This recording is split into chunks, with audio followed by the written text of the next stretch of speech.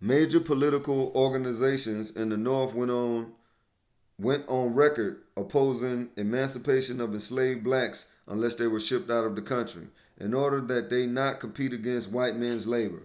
Stephen Steinberg wrote, "The North abandoned black ex-slaves. The South got the message and commanded blacks into semi-slavery while the North looked the other way." According to a memorandum of proceedings in the United States Senate, the Southern states, by their situation and climate, require black labor must have it, or the states will cease to have any value.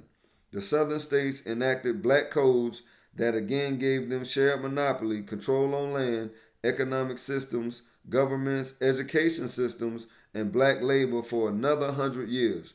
Both the North and South used various levels of government to create white only businesses and political, intellectual, and social monopolies.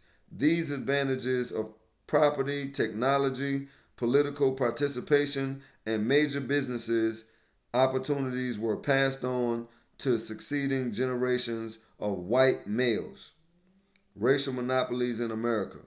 Racial monopolies predetermine winners and losers and are considered a normal part of our political economic structure.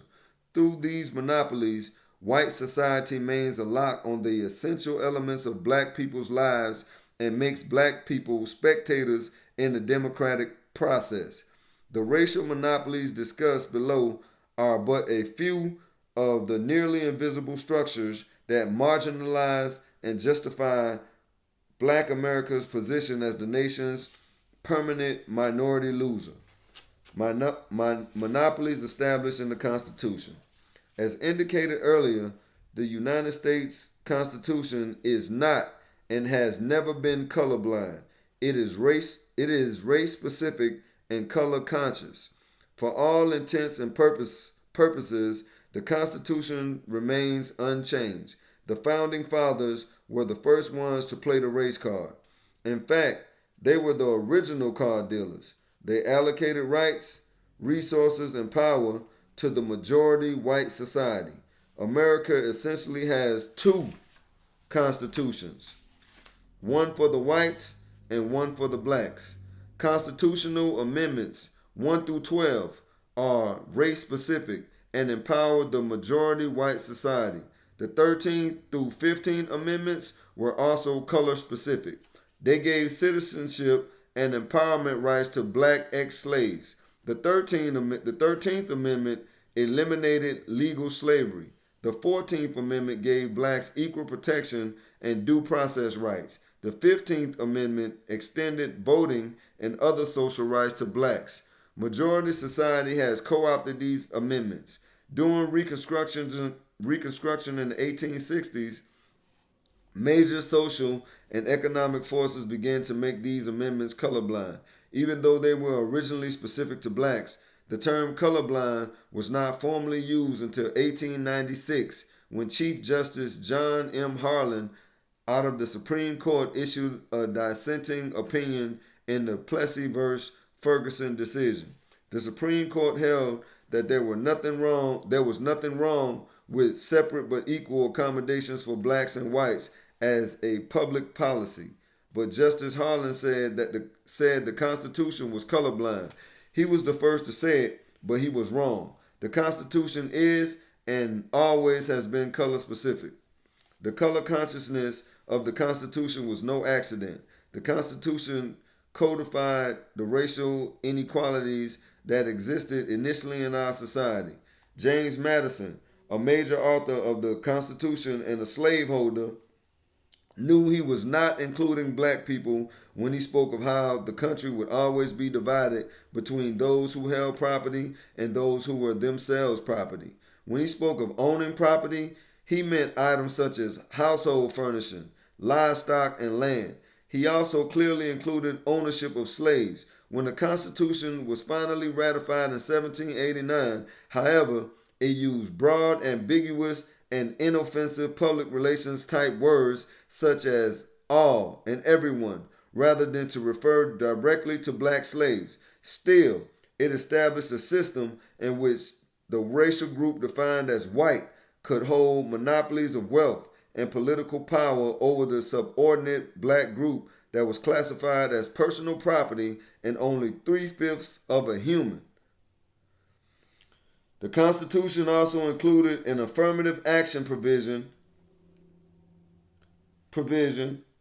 for the South that eventually led to a civil war between the North and South. The Constitution made white Southerners a protected minority with the privilege of holding a monopoly on slavery. More specifically, provisions in the U.S. Constitution gave the Southern minority political rights, preferential treatment in the Fugitive Slave Act, favorable quotas on the export and import of slave-related products, and set aside advantages on elected representation in Congress.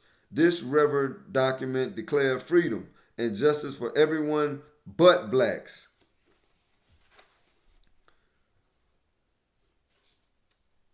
Stop right here, man. Y'all hear this? Everything we going through, the book telling you why we going through it. Nothing has changed. And then we got people in position that want to keep us docile and destitute. We ain't moving forward. It's like we steadily moving backwards. The reason why we moving backwards, because we don't have the information. The information that we can utilize to obtain some type of power, empower ourselves, and then create a power structure so we can get up out this position that we in. But let's continue on.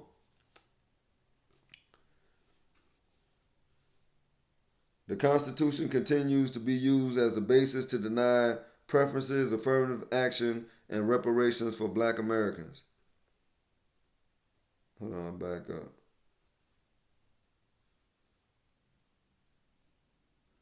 This revered document declared freedom and justice for everyone but blacks while giving special status, privileges, and rights to the South. The Constitution continues to be used as the basis to deny preferences, affirmative action, and reparations for black Americans.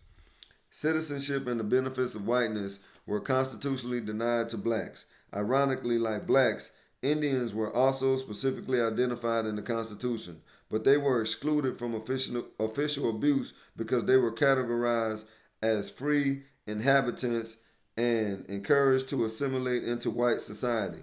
By the end of the 19th century, American Indians had the option to leave the reservations or remain protected wards of government.